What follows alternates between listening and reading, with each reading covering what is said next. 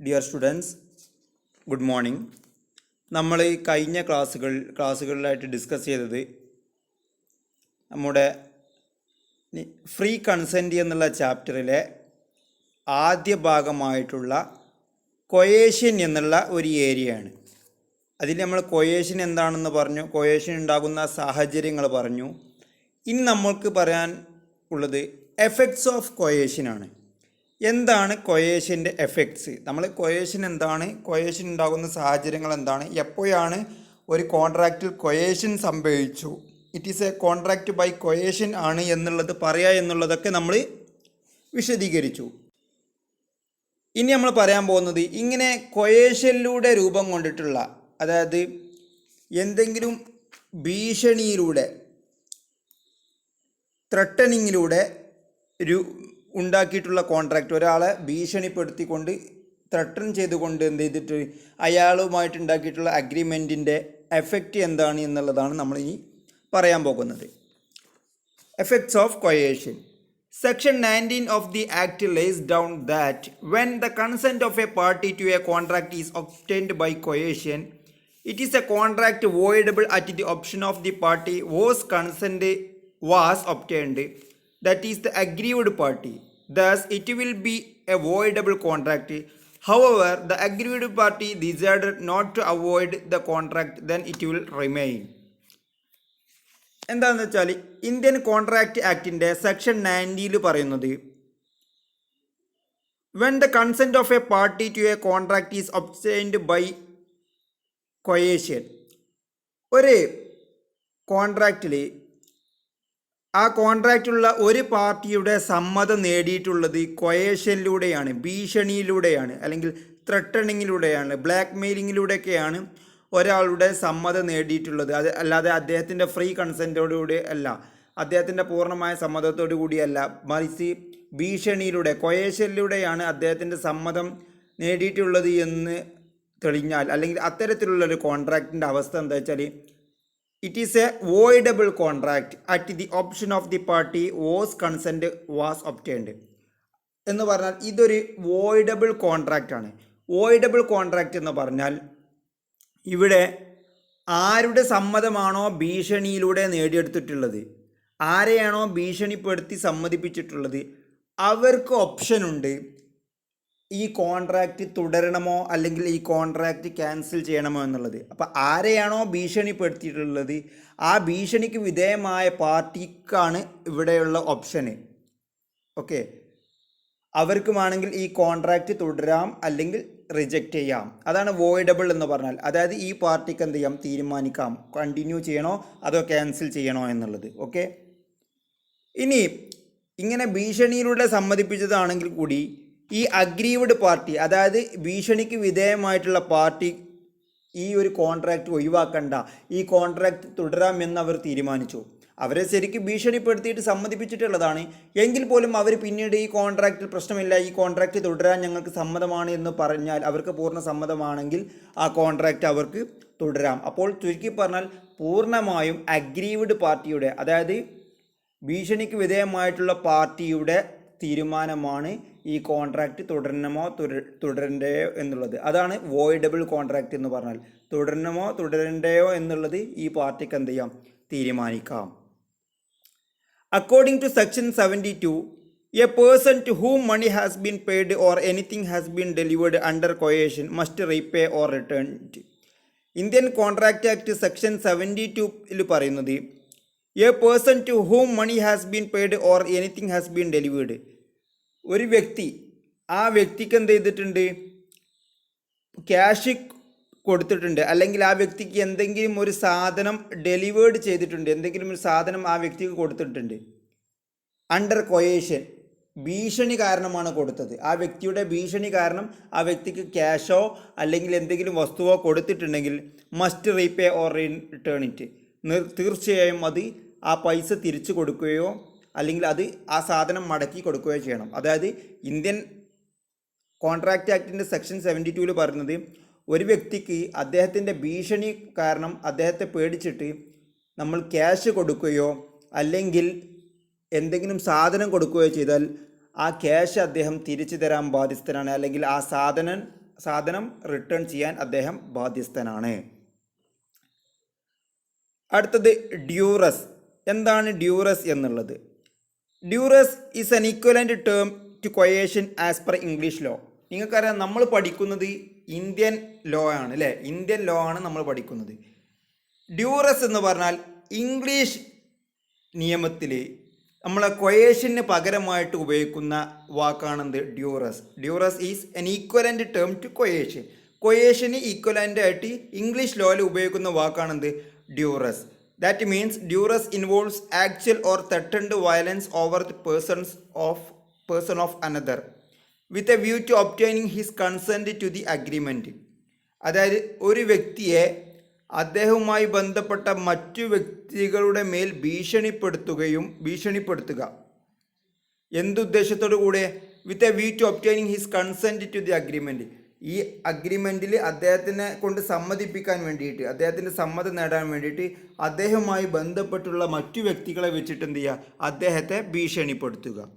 എന്ന് വെച്ചാൽ അദ്ദേഹത്തിൻ്റെ ഭാര്യയെ വെച്ചിട്ടോ പേരൻസിനെ വെച്ചിട്ടോ കുട്ടികളെ വെച്ചിട്ടൊക്കെ, അപ്പോൾ നീ ഈ അഗ്രിമെൻറ്റുമായിട്ട് സമ്മതിച്ചിട്ടില്ലെങ്കിൽ നിൻ്റെ ഭാര്യയെ ഞങ്ങൾ കൊല്ലും, അല്ലെങ്കിൽ നിൻ്റെ മക്കളെ ഞങ്ങൾ എന്തെങ്കിലും ബ്ലാക്ക് മെയിൽ ചെയ്യും, ഭീഷണിപ്പെടുത്തും, അങ്ങനത്തെ കാര്യങ്ങളൊക്കെ പറഞ്ഞിട്ട് എന്ത് ചെയ്യാം? അദ്ദേഹത്തെ ഈ കോൺട്രാക്റ്റിൽ ഏർപ്പെടാൻ വേണ്ടിയിട്ട് സമ്മതിപ്പിക്കുക. അതിനെയാണ് ഡ്യൂറസ് എന്ന് പറയാം. If the threat is with regard to the goods or property of the other party it is not duress. Last line, if the threat is with regard to the goods or property of the other party it is not duress. ഇനി നമ്മൾ മറ്റൊരു വ്യക്തിയുടെ goods, എന്തെങ്കിലും സാധനമോ സാമഗ്രികളുടെ മേലിലാണ് നമ്മൾ എന്ത് ചെയ്യുന്നത്? ഭീഷണി മുഴക്കുന്നത്. അങ്ങനെയാണെങ്കിൽ അത് ഡ്യൂറസിൽ പെടില്ല. അതായത് ഇപ്പോൾ ഇംഗ്ലീഷ് ലോ പ്രകാരം പറയുന്നത്, ഒരു വ്യക്തി മറ്റൊരു വ്യക്തിയെ ഭീഷണിപ്പെടുത്തി, ഞാനുമായിട്ടുള്ള കോൺട്രാക്റ്റിന് നീ സമ്മതിച്ചില്ലെങ്കിൽ നിൻ്റെ വീട് ഞാൻ കത്തിക്കും, അല്ലെങ്കിൽ നിൻ്റെ കാറ് ഞാൻ കത്തിക്കും. ഓക്കെ, അങ്ങനെ ഭീഷണിപ്പെടുത്തിയാൽ അതെന്തല്ല എന്ന് പറഞ്ഞാൽ ഡ്യൂറസ് അല്ല. ഓക്കെ, ഡ്യൂറസ് എന്ന് പറഞ്ഞാൽ കാരണം എന്താ? ഇവിടെ ആ വ്യക്തിയുടെ പ്രോപ്പർട്ടിയെ പ്രോപ്പർട്ടിയുടെ മേലാണ് ഭീഷണിപ്പെടുത്തിയത്. വാഹനം അല്ലെങ്കിൽ വീട് എന്നൊക്കെ പറഞ്ഞാൽ ആ വ്യക്തിയുടെ പ്രോപ്പർട്ടിയാണ്, അത് നശിപ്പിക്കുമെന്ന് പറഞ്ഞിട്ടാണ് ഭീഷണിപ്പെടുത്തിയത്. അതെന്ത് ചെയ്യില്ല? ഡ്യൂറസ് ആവില്ല.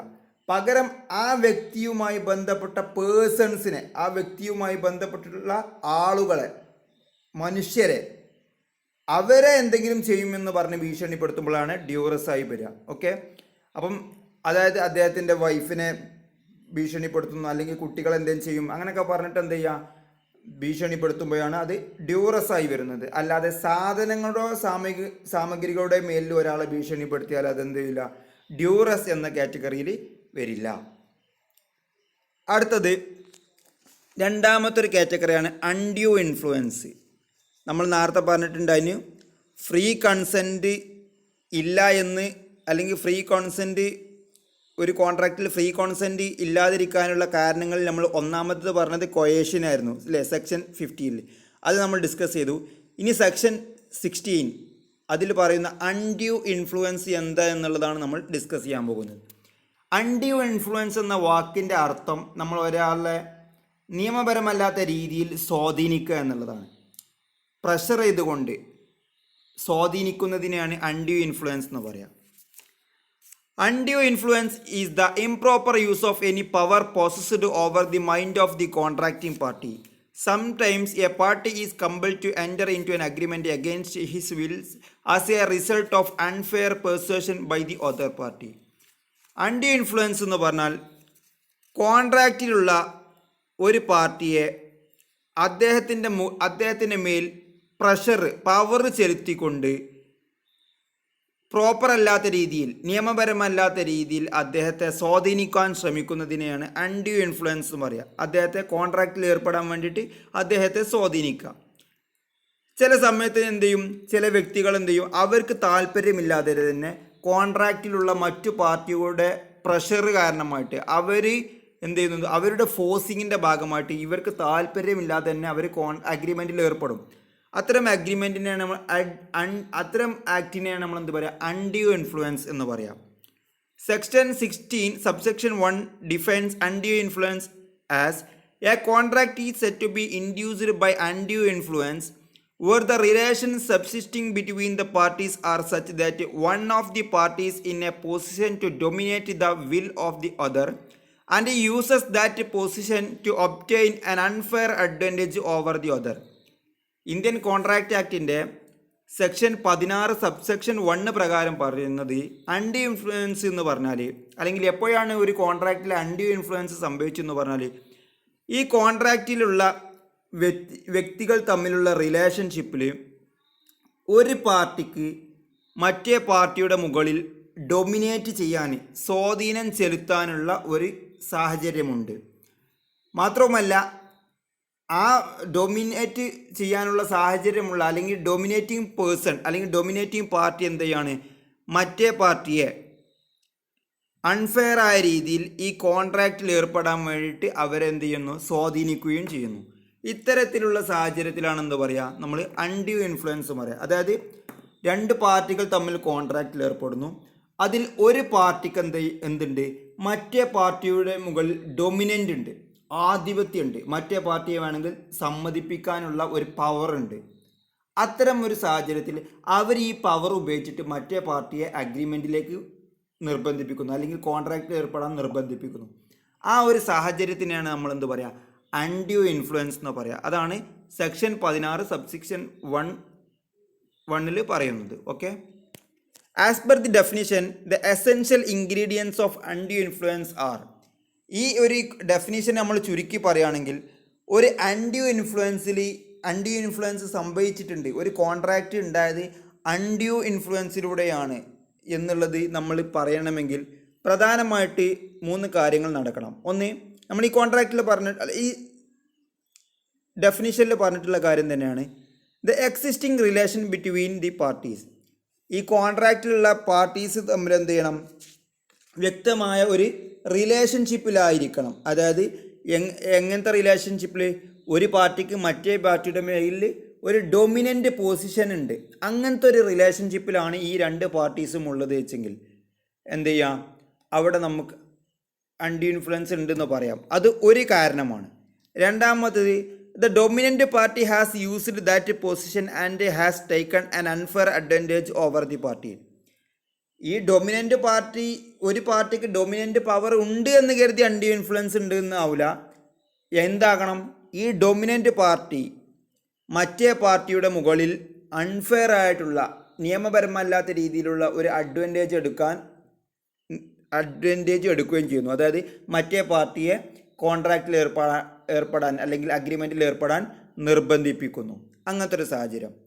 മൂന്നാമത്തത്, it occurs when both of the above characteristics occur simultaneously. അതായത് മുകളിൽ പറഞ്ഞിട്ടുള്ള രണ്ട് കാര്യവും ഒരേ സമയത്ത് നടക്കുന്നു. ഇങ്ങനെ വരുമ്പോഴാണ് ഒരു അൺഡ്യൂ ഇൻഫ്ലുവൻസ് ഉണ്ട് എന്നുള്ളത് പറയാം. അതായത് കോൺട്രാക്റ്റിലുള്ള രണ്ട് വ്യക്തികൾ തമ്മിൽ റിലേഷൻഷിപ്പിലുണ്ട്. ആ റിലേഷൻഷിപ്പിൻ്റെ പ്രത്യേകത എന്താണ്, ഒരു വ്യക്തിക്ക് മറ്റേ വ്യക്തിയുടെ മുകളിൽ ഒരു ഡൊമിനൻ്റ് പവർ ഉണ്ട്, ഡൊമിനൻ്റ് പൊസിഷൻ ഉണ്ട്, മറ്റേ വ്യക്തിയുടെ മേൽ വ്യക്തമായ ഒരു ആധിപത്യമുണ്ട്. ഓക്കെ, രണ്ടാമത്തെ കേസിൽ ഈ ഡൊമിനൻ്റ് പവർ ഉപയോഗിച്ചിട്ട് ഇയാൾ മറ്റേ പാർട്ടിയെ സമ്മർദ്ദം ചെലുത്തുന്നു. മൂന്നാമത്തത്, ഇത് രണ്ടും ഒരേ സമയത്ത് നടത്തുന്നു. അതായത് ആ വ്യക്തിക്ക് ഈ വ്യക്തിയുടെ മുകളിൽ ഒരു ഡൊമിനൻ്റ് പൊസിഷൻ ഉണ്ട്, ആ ഡൊമിനൻ്റ് പൊസിഷൻ ഉപയോഗിച്ച് ഇയാൾ മറ്റേ വ്യക്തിയുടെ മുകളിൽ ഒരു അഡ്വാൻറ്റേജ് എടുക്കുന്നു. ഇത് രണ്ടും ഒരുമിച്ച് വരുന്നു. അപ്പോഴാണ് എന്ത് സംഭവിക്കുന്നത്, അൺഡ്യൂ ഇൻഫ്ലുവൻസ്. അല്ലാതെ ഒരു വ്യക്തിക്ക് ഡൊമിനൻ്റ് പൊസിഷൻ ഉണ്ട്, പക്ഷെ അദ്ദേഹം ഡൊമിനൻ്റ് പൊസിഷൻ ഉപയോഗിച്ചിട്ട് മറ്റേ പാർട്ടിക്ക് മുകളിൽ ഒരു പ്രഷറും ഉണ്ടാക്കിയിട്ടില്ല വെച്ചെങ്കിൽ അവിടെ അൺഡ്യൂ ഇൻഫ്ലുവൻസിലൂടെയാണ് കോൺട്രാക്റ്റിൽ ഏർപ്പെട്ട് എന്ന് പറയാൻ പറ്റൂല. ഓക്കെ, അപ്പോൾ ഇത്രയും കാര്യങ്ങളാണ് ഈ ഒരു വീഡിയോയിൽ നമ്മൾ ഡിസ്കസ് ചെയ്യുന്നത്. ഇതിൻ്റെ ബാക്കിയുള്ള ഭാഗം നമ്മൾ ഡീറ്റെയിൽ ആയിട്ട് അടുത്ത വീഡിയോയിൽ ഡിസ്കസ് ചെയ്യും. Okay, thank you.